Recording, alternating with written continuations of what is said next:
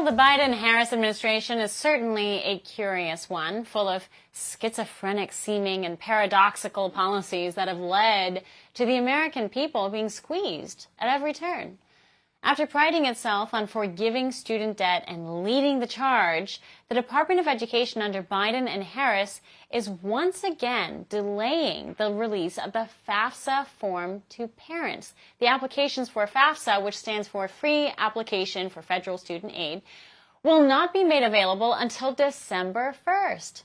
This is something Harris, now the Democratic nominee, will have to answer for as she tries to pander to younger voters. This delay impacts the window of time to correct and approve information that determines which students qualify for aid. Our next guest demands to hold the Department of Education accountable and hold it to some slightly stricter deadlines. Congresswoman Erin Houchin joins us next. Congresswoman, thank you so much for joining us. Thank you for having me.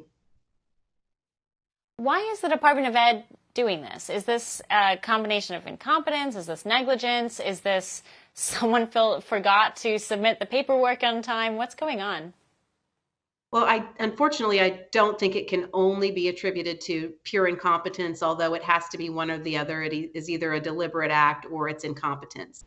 This is another example of what I call the Biden-Harris blunders. This is a failure to launch the FAFSA yet again.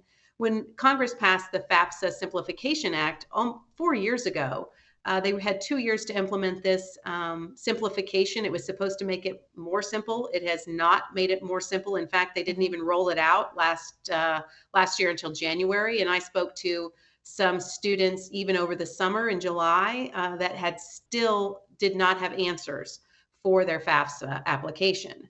Fast forward to currently, where the administration again is saying they will not meet the October 1st deadline. This is troubling. So what does that mean realistically? But in terms of for these students, what does this mean realistically? Does this mean that they can't apply for loans because they can't fill out the forms, or do they fill it out, send it in, and the Department of Ed keeps a backlog and says, "Hey, we'll figure this out later"? What does this actually mean? So when I've got 2 girls that are in college now, and we had to fill out the FAFSA. Every student in Indiana is required to fill this out, so that we're required to do it. It was supposed to be available by statute October 1st. Then they said they would not meet that deadline. It would be available in December. They didn't meet the December deadline, and they then said it would be available in January. They finally did try to roll it out in January, and the form was completely inaccessible. When it finally was accessible, it returned information that was incorrect. And so they've been struggling to get the FAFSA right and simplified over the last several months. What that means for students is that they do not have answers as to how much financial aid they'll qualify for. So when the incorrect information came out, some students thought they had more student loan accessible funds than they actually did. Some had less. That means that our universities can't make decisions on enrollment, and because our students cannot make decisions on where they're going to go.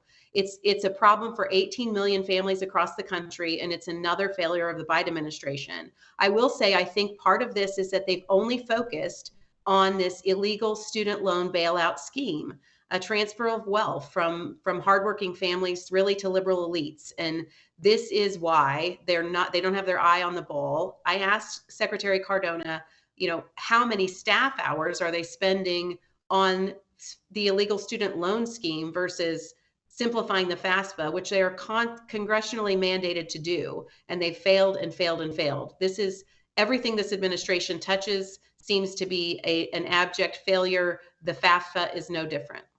For all our viewers asking where One America News is heading in the future, we would like to introduce you to OAN Live. OAN Live is the best way to stay up to date on all of the hard-hitting, straight-shooting, national and international headlines. And the best part is, OAN Live is only $4.99 per month. All the credible, honest, unbiased reporting One America News offers at a fraction of the cost of cable. Just go to OANN.com to easily sign up for OAN Live and stay informed.